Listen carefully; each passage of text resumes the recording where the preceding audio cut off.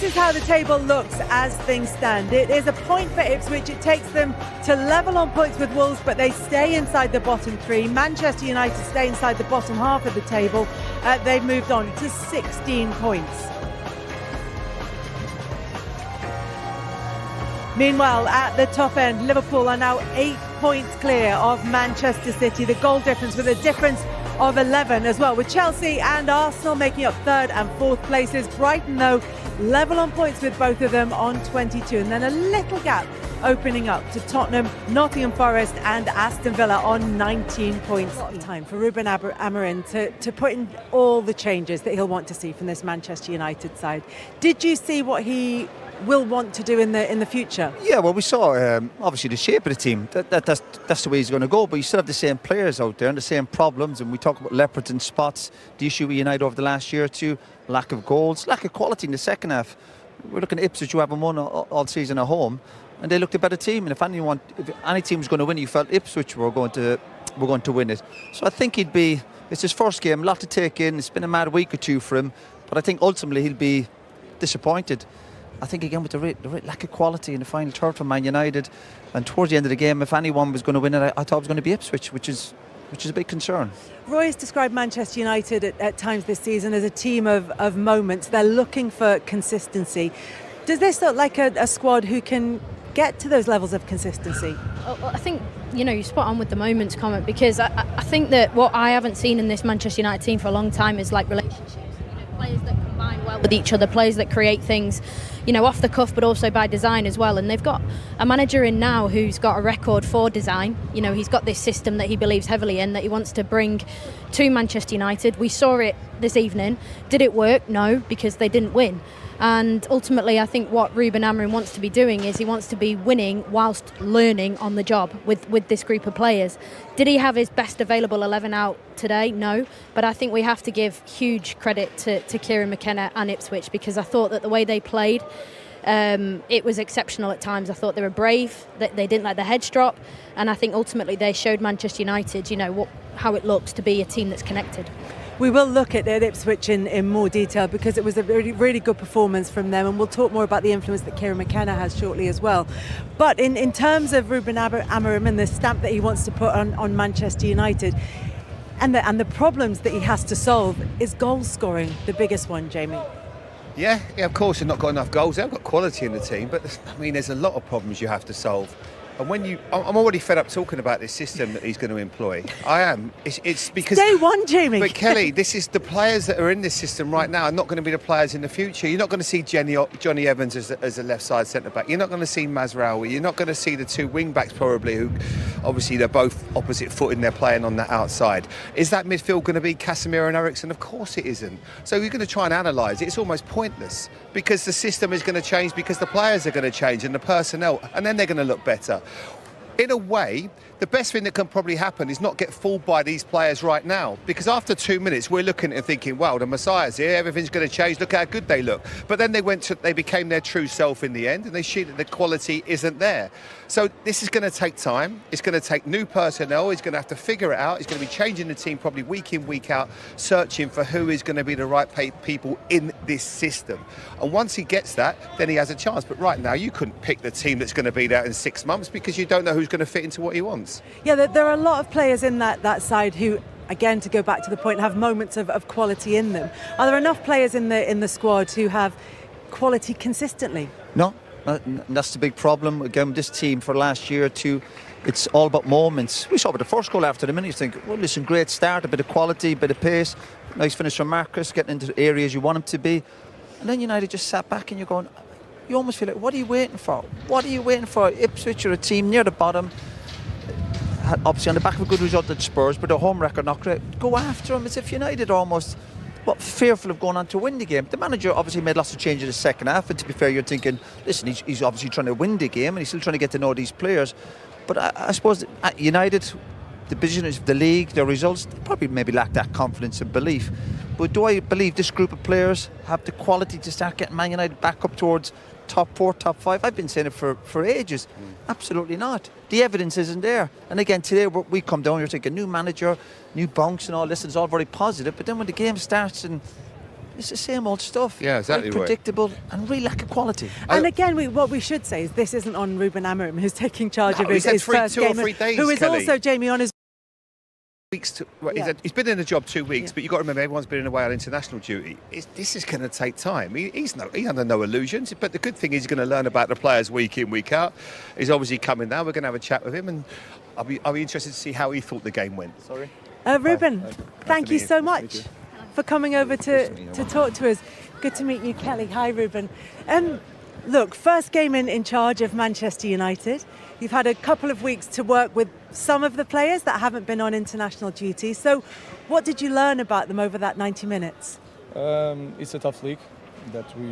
What you learn in the first moment, a good environment. I think my players were thinking too much during the game. You can feel it. They were thinking not just in the ball, but where I supposed to be, and that is hard with 2 days because all the team together just 2 days. We need more. I think in the first half the physicality because they leave us 1 against 1 in front, so we have to use that moment to feel the opponent. But it's a tough match. I think we lost some balls without pressure. And when you start a game like this, you score 1 goal. You have to control the tempos of the game. We cannot do it at the moment, but they tried. They really tried. I know this is for some guys it's hard to understand this, but they are really trying, and they want this. When you talk about the players maybe thinking too much, is that because they're thinking about what you want from them, what you've asked them to do, and the differences from what they're used to doing? That's the reason. That's really that reason. But we have 2 ways. So we try to win games and don't risk nothing in this moment. And I guarantee next year at the same stage we will have the same problem. So you have to try to since the first moment we will have problems. The players will be like confused sometimes, but we have to address since this moment the new idea and try to be better in the next year at the same stage. Oh, sorry, me next. Yep. Obviously, you're still getting to know the players, but you're also hoping for a proper football intelligence from some of the players. Decision making, would that be a concern? I think that is a concern, because you can understand you don't need to coach them, because at this level you have to keep the ball, know the momentum of to put the ball in front, and you sometimes you feel that you can't keep the ball and you put the ball in front. Then you have we are in the end of the game, you are rounding the box with 2 strikers, with Josh has to understand that he has to go to the box to have the crosses. So we are doing some things that not in the right moment. So that is something that we have to address. Sometimes it's not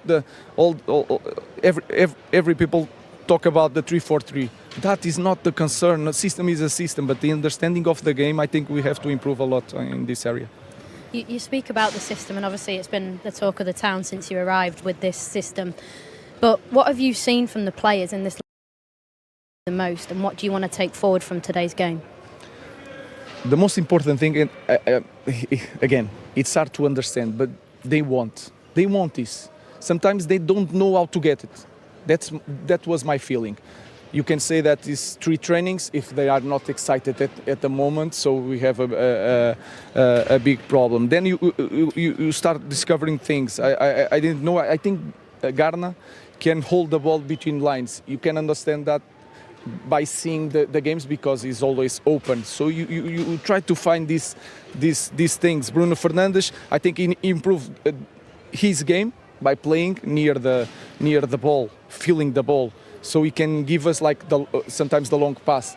But you cannot put him there all the time, because he wants the long pass all the time. So we try to find things about the players, and we will need a lot of time to work out these things. Ed Sheeran's come to join us. Ed, we're just chatting to Ruben Amorim, who may not want to talk to an Ipswich fan. And that your stats and your high intensity running was through the roof, absolutely one of the best in Europe. Is that something that has to change for you to compete? Yeah, if you see the first half, we were a little bit afraid. The number 5 was always alone. and we have to jump on him. Then the number 20, Hutchison, was always here in the dead space. Johnny Evans should be pressing that guy. But then when we don't have training, and it's hard to say all the directions to the players. We had 2 days, so they are confused a little bit, and they stay here. If you stay here, you don't run, you don't defend. You defend, but you don't run. So you feel that in data. But we have to understand the data, to see the data, and understand what happened in the game. First, they have to understand the game. Then we have to be so much better physically, to cope with the high pressure, the volume of the high speed running, all these things. But we need time to work these things. Ruben, one of the things that you're going to learn as Manchester United manager is the number of media commitments that you have after a game. So we're going to let you go. So thank you very much for coming over to talk to us. I want to say this is the last time this week I spoke more than 4 years in Sporting, and then when you speak too much and you don't win, it's really hard for everybody. So it was 1 week, and only 1 week I spoke with Andrew. I just want to work with my players, nothing more. But I understand this is a different game here. So let's see. Thanks for coming out to talk to us. Thank you, Ruben. Thanks. And actually, bye. Thank you. Actually, and he does very graciously with the interruption. Well, we've got time for him now if he wants to come in. When we need him. Come back to the bar, I think. I know you're sick of talking about the system. Not, Kelly, but also, Ruben Amorim is like, look, everybody's talking about the system.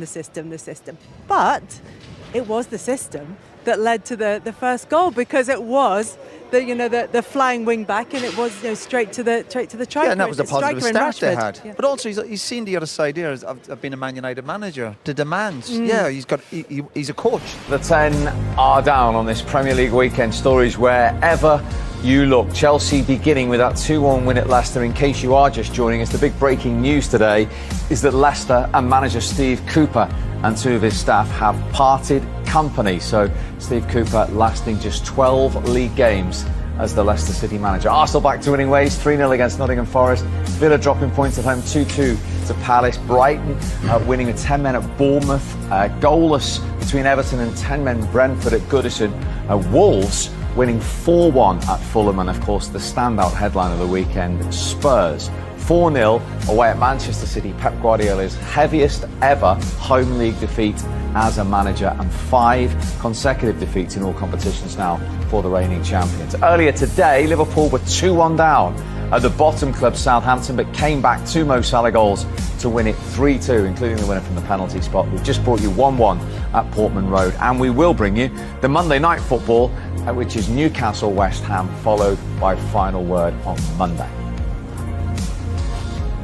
So Southampton remain at the bottom of the Premier League table after that defeat at home to Liverpool on 4 points. Cut adrift now, 5 away from safety. Then Palace, Ipswich still in the drop zone, but only on goal difference. And Leicester 1 point above it, who have parted company with Steve Cooper. Manchester United stay in 12th, up to 16 points, just 1 ahead of Bournemouth and 1 behind Brentford. But look at this, Liverpool fans, what a screenshot this is.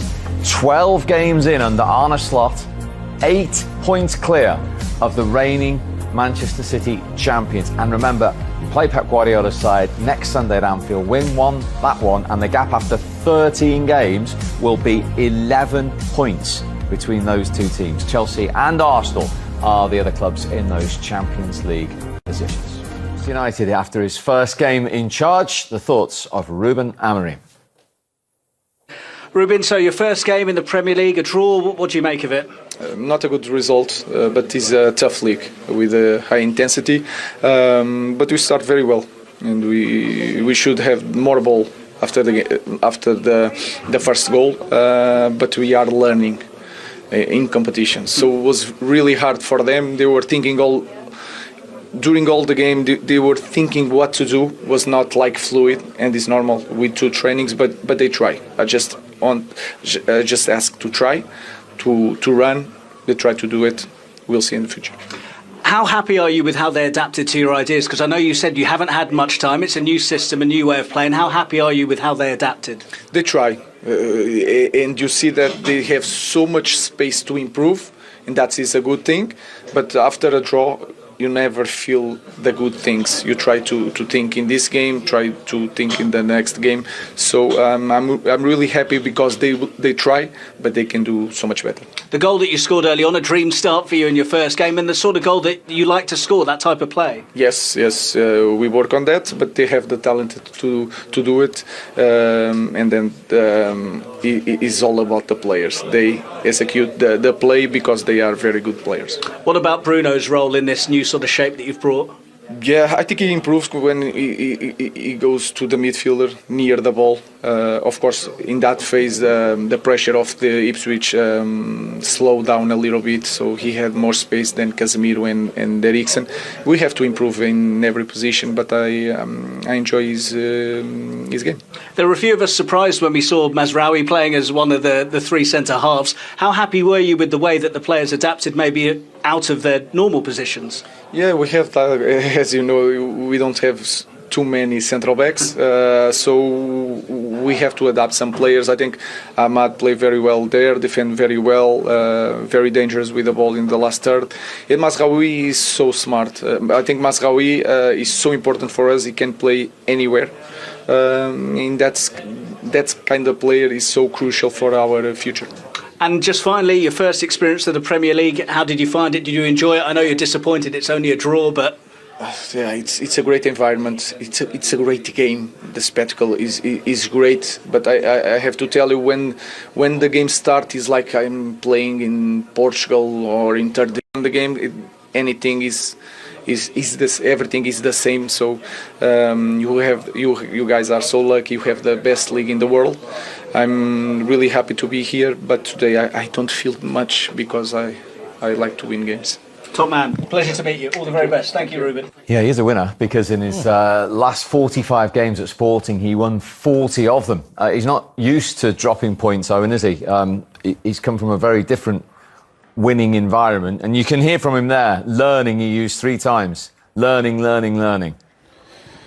Yeah, I think we're learning a lot also about... He'll be learning a lot about his players. I mean, I don't think many of those players will be playing in 3, 4, 5 weeks' time. I'll be honest with you. I mean, it was interesting, you know, Maka and Teddy mentioned about... You think back to the great Liverpool teams, United teams, you knew who was going to play, you know, in defence, in midfield. Now, there's not many you'd say are guaranteed to start, you know, and I think that's a bit of a worry. He's got to have a couple of people that he can guarantee, rely on, and I think it's going to take a bit of time. But I think Yo will make a big difference. I think Lisandro Martinez will make a big difference. I do think Kobe's going to have to play in this side, but they need goals from somewhere. So I'm just going to have to step up. Højlund came on, was really quiet. Xerxes come on, was super quiet. So I think it's going to take a bit of time to find these rotations. I do agree with him about Mazraoui. I thought he was terrific, even though he's playing a position he's not overly comfortable with. So these players are just going to have to find a way to adjust and get used to these new positions. Yeah, and on that point, 6 efforts on target, their most in this Premier League season. Are they finding their feet? Are they making steps forward? Yeah, they are. I mean, again, I go back to the Tottenham result, getting that first win. But today I thought they played really well.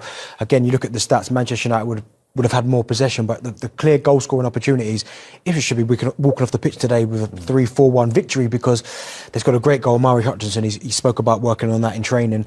But Liam Delap's probably thinking in the change room right now, I should have had a couple.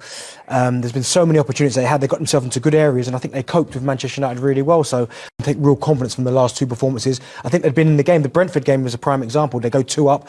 Then maybe the inexperiences, which is what couldn't see them over the line. Today they got back into shape. We're probably more happy with the point than Manchester United were, but I can understand that. It's been a tough start to the season for them, playing Liverpool, Manchester City the first 2 games of the season, but they are starting to find their feet now and they're starting to show some good signs. 2 great chances for Delap, getting himself in the centre of the goals when the ball's coming into the box. You've got chances. You know, the first one in the first half should score, gets himself into a great position, lovely little pass, and should finish. The one in the second half coming from the right wing, getting himself in the centre of the goal again, lovely little flick. Great save from Anane. Could have been a real hero today, couldn't he, Delap? But probably the main player of the day, I would say, the standout player. Put himself about, made himself a proper menace for for the Man United defence and unlucky not to come out a winner. Are they the fine lines as a newly promoted team? You know, one goal, suddenly you've got to win instead of a draw. A couple more points on the board, you're out the drop zone. Yeah, but I thought there was a lot they did right today. You know, we've seen two of the teams that are struggling at the bottom, Southampton against Liverpool and Ipswich, and you'd think Ipswich certainly look more equipped than Southampton at this moment in time. They had a pattern of play. They didn't give up many opportunities to the opposition. You know, they worked really hard. You can see there's a passion around the ground. It's going to be a difficult place to go, Portman Road, and get a result. So I thought they'd done themselves proud today. They didn't get the result, but they certainly weren't second best. I thought they made the better chances. They looked dangerous, and they look more of a unit than United did today. So I think going forward, as Bentley rightly said, they've only just come in the league. They haven't got the finances of other teams, but they're starting to build a little bit of a momentum which will help them. Yeah, and they're not too far away from it again today. The next post is to get that first home win, to get that little bit more belief, and then get moved forward again. Exactly. I mean, they'll give anyone a game at Portman Road. I think away from home at times maybe a little bit easy to play against, but at home with the fans behind them, because that set of supporters down there don't expect too much. That's the biggest thing. They've been in the Premier League for over 20 years, so they're not expecting them to get into the Premier League and start blasting teams away and finishing top half of the table. This first season back in the Premier League is all about survival, and if they finish 17th and they survive, fantastic season. But again, the building blocks and the foundations to go toe-to-toe with a Manchester United side with a new manager who we will expect to be better than where they are, to get a point and should have won the game, that will give everyone amongst Ipswich Town will be massive confidence. Because they're more than finding their feet at home, really, aren't they? Well, there's so many games at home they should have taken all the points. I mean, we go back to the first half against Liverpool. I thought they were fantastic. Maybe ran out of steam second half, and Liverpool's quality showed us. And today they played against the Manchester United side, and you look at the chances they created. The Connor Chaplin one we didn't even speak about, where it comes across and it just gets stuck under his feet. If Ipswich had won 4-1 today, no one could watch that game and go, oh, that was against the run of play. They would have thoroughly deserved to beat Manchester United 4-1 based on the chances that they got. And what belief will they get from that? Loads. I mean, Liam did that. He won't do that again. In his head, he'll be thinking, right, I've missed 2 chances. But he's been brilliant this season. So no one will point the finger at him and say, we haven't won today because of you. Because he'll probably play next week and score a hat-trick. Because that's how good he's been. Not just his goals, but his general play. As Teddy spoke about, holding the ball up, rolling defenders, creating opportunities, stretching the pitch. Yeah. I thought he was outstanding today. He probably takes man of the match if he scores the goal. Yeah, he's lovely. 1-1 at half-time, and we didn't have long to wait until the first goal of Rúben Amorim's reign. Yeah, brilliant start by United. Again, the first minute of the game, give and go. Ahmed, what you'd want. Bruno, lovely little layoff. Not necessarily great from Ipswich, still early in the game. You think they're going to foul him. He's running. And then he's got bodies in front of him. Lovely ball. I'm not sure he connects properly with the cross, if I'm being honest with you. I'm not sure about the goalkeeper. But this is what you want from your wing-backs, from an attack-minded player. Very, very good. Ipswich not reacting well enough. Marcus doing what you should doing. Getting in the box, getting across the goalkeeper.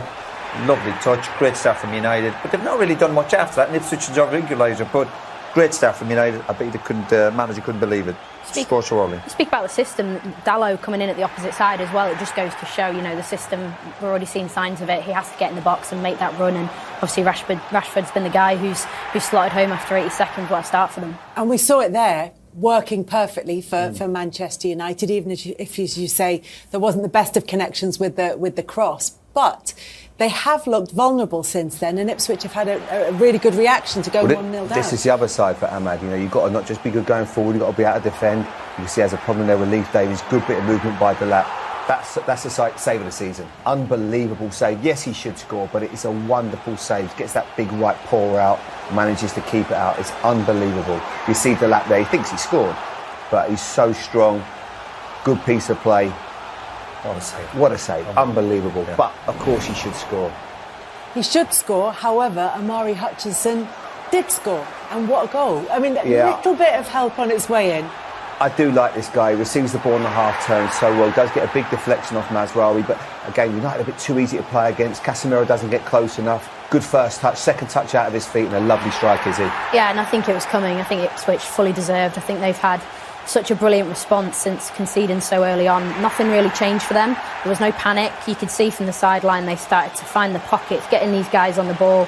Smodic, Hutchinson, and then that chance from Delat. They recovered well from it, and then they got the goal. They're fearless, aren't they, Ipswich? They look really good. No fear really whatsoever. Get on the ball. But it's not fair when you're playing United. United get a great start, and then United sit back, and I'm looking at United going, what are you waiting for? what are you waiting for? Go after Ipswich and just sit back and give Ipswich a lot of encouragement, and they certainly deserve their equaliser. System, Roy? I'd go back to a 4-4. Big striker up front. Little guy. Big man. Yeah, why not? OK, let's go back to windy Portman Road. Owen Hargreaves been there all day. A legend's waiting, look at him. Look at him. You had a close look at your former club today. What do you make of it? To be fair, it's getting windier, to be fair. And people are shouting at me. I'm going to give him away because he's shouting at me there. But no, to be fair, Omari was just here. I thought he was brilliant. I thought you lads nailed it. I thought he was the best player on the pitch by a country mile. Obviously, Onana made some brilliant... I was super impressed, actually, with Ipswich Town. I thought they played some brilliant football. Manchester United, I just thought you were expecting maybe a little bit more in terms of patterns of play. Maybe personnel-wise, they're not where they need to be in terms of who's going to play. But I thought Ipswich Town were terrific today. Owen, Teddy Sheringham here, mate. In and around the ground today, did you get any different vibes about what Amorim would have been up to today? Any different things going on around the area? He was pretty frustrated, Teddy, and I'm not going to lie. He was right in front of me, and he was really, really frustrated with a lot of things. I think Dalot's positioning, I think he was a little bit frustrated with that in the first half.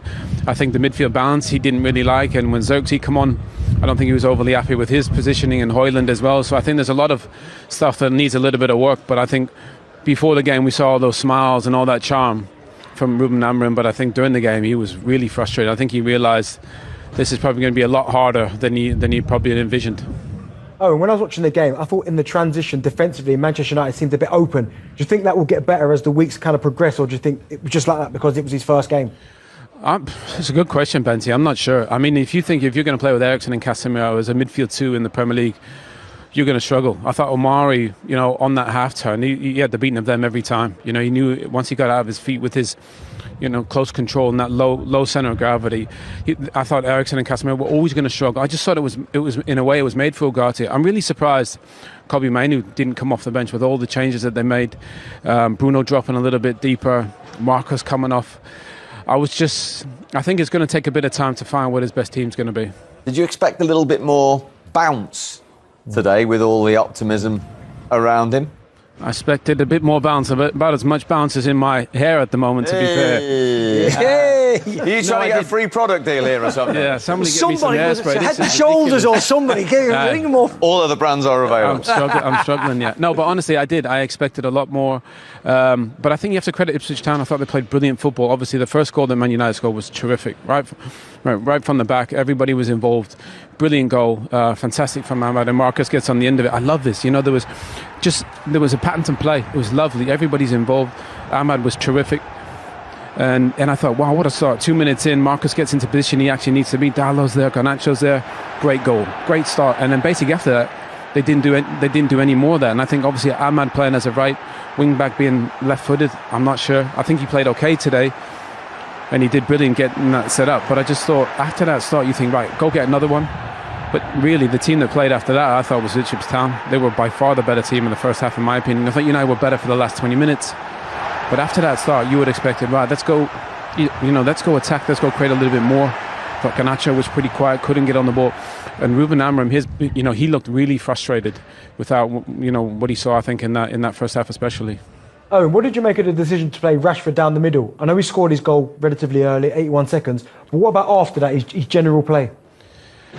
Yeah, I think there was a few nuances. I think there was, you got Teddy and you understand that position better than anyone. I don't think Marcus knew at times where he needed to be when the ball was in certain areas, and Ruben, I think, was quite frustrated with that. I would have thought maybe Garnacho comes off, Marcus can go play on that left as a number 10 and maybe play as a striker. Even Xerxes, played as a 10. I don't think that suited him. So I think for Marcus, I think Teddy said it before the game, he prefers to play on that left, and you could see that today.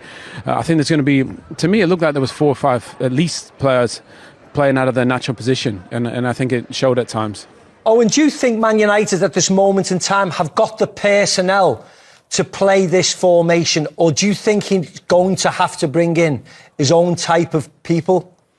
It's a good question, Mac. I'll be honest. I don't think we ever worried about formations. Yeah. We just played. But looking at that today, I thought I didn't feel like maybe that suited a lot of the players out there. I think the team will look different in a few weeks' time. I think Ugarte will get in there. Colby will get in there. Obviously, Martinez, Luke Shaw, I thought looked good when he come on. But if it wasn't for Onana, they probably would have lost that game today. So I think it's going to take a bit of time. I'm with you, Macca. Personnel-wise, maybe not the best with what they have, but this is how the manager wants to play. And I don't think if you don't fit, then you probably won't be here very long. Do you think there was a lot of players out there? I just touched on it straight away that there was a lot of players happy to get a draw today when in Fergie's time with us, he would have been saying, that ain't good enough for us. To come here and get a draw, that's not good enough. I want to see you trying to win the game rather than settling for a draw. Do you think they've settled into that way of life under the last few managers? I mean, you wouldn't have thought so, Teddy. You know what it's like. Especially with the 3,000 away fans. They're pushing, they were singing. But I think they realised Ipswich Town were probably the better team, and especially in that first half, and probably should have been in the lead. I thought once they made the changes, Ipswich Town, I thought they were actually worse, and then United had a little bit of the initiative. But I don't think they ever really looked like scoring a goal. I don't think there was many chances from open play.